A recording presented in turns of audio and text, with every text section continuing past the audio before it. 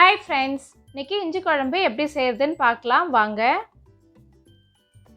நம்ம இஞ்சி குழம்பு வதக்கி அரைச்சி தான் செய்ய போகிறோம். வதக்கி அரைக்கிறதுக்கு என்னென்ன பொருட்கள் தேவைன்றதை பார்த்துடலாம். ஒரு பெரிய வெங்காயம், ஒரு தக்காளி, ஒரு பெரிய துண்டு இஞ்சி, 10 பல் பூண்டு, 3 அல்லது 4 துண்டு தேங்காய் எடுத்துக்கலாம். எல்லாத்தையும் கட் பண்ணி ஒரு கடாயில் சேர்த்து கொஞ்சமாக எண்ணெய் விட்டு வதக்கி எடுத்துக்கோங்க. பச்சை வாசம் போகிற வரைக்கும் வதக்கி எடுத்துக்கலாம்.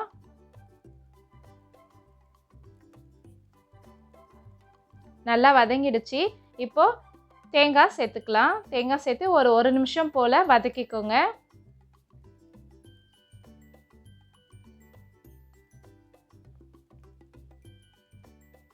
இப்போது நம்ம அடுப்பை ஆஃப் பண்ணி ஆற வச்சு ஒரு மிக்ஸி ஜாரில் சேர்த்து அரைச்சி எடுத்துக்கலாம்.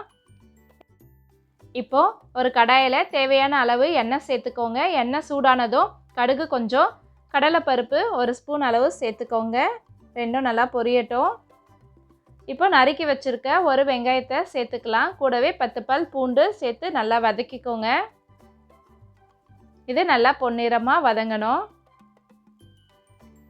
ஒரு கொத்து கருவேப்பிலை சேர்த்துக்கோங்க. எல்லாத்தையும் நல்லா வதக்கிக்கோங்க. வெங்காயம் பாதி வதங்கினதும் தக்காளி சேர்த்துக்கலாம். பழுத்த தக்காளி எடுத்துக்கோங்க, அப்போ தான் நல்லாயிருக்கும். நல்லா வதக்கிக்கோங்க.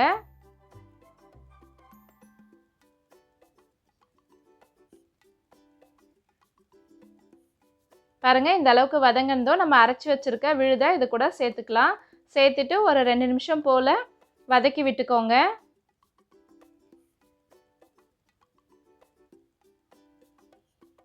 இப்போ குழம்புக்கு தேவையான மசாலா, உப்பு எல்லாத்தையும் சேர்த்துக்கலாம்.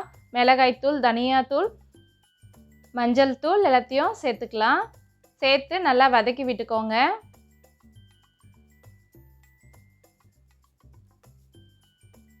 இப்போ கொஞ்சமாக தண்ணி சேர்த்து கொதிக்க விட்டுடலாம்.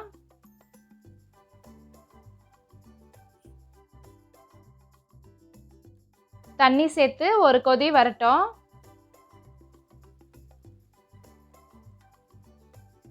இப்போ குழம்புக்கு தேவையான அளவு புளியை ஊற வச்சிடலாம். ஒரு எலுமிச்சை அளவு புளி எடுத்துக்கோங்க. குழம்பு கொதித்ததும் நம்ம புளி தண்ணியை அதுக்குள்ளே சேர்த்துக்கலாம். சேர்த்துட்டு நல்லா கலந்து விட்டுருங்க. இப்போ குழம்பு நல்லா கொதிக்கட்டும். ஒரு 10 நிமிஷம் குழம்பு கொதிச்சிச்சுன்னா குழம்பு திக்கான கன்சிஸ்டன்சி வந்துடும். அப்போ நம்ம அடுப்பை ஆஃப் பண்ணிக்கலாம்.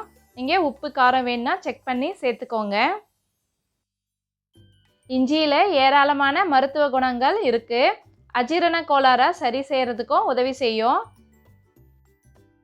ஒத்த தலைவலியை சரி பண்ணுறதுக்கு இஞ்சி உதவியாக இருக்கும். அது மட்டும் இல்லாமல் புற்றுநோய் செல்களை அழிக்கிறதுக்கும் இஞ்சி உதவி செய்யுது. மாதவிடாய் காலத்தில் ஏற்படக்கூடிய வலிகளை குறைக்கிறதுக்கும் இஞ்சி பயனுள்ளதாக இருக்கும். சூடான சாதத்தோட இந்த இஞ்சி குழம்பை சேர்த்து சாப்பிட்றப்போ ரொம்ப ருசியாக இருக்கும். நீங்களும் உங்கள் வீட்டில் ட்ரை பண்ணி பாருங்கள்.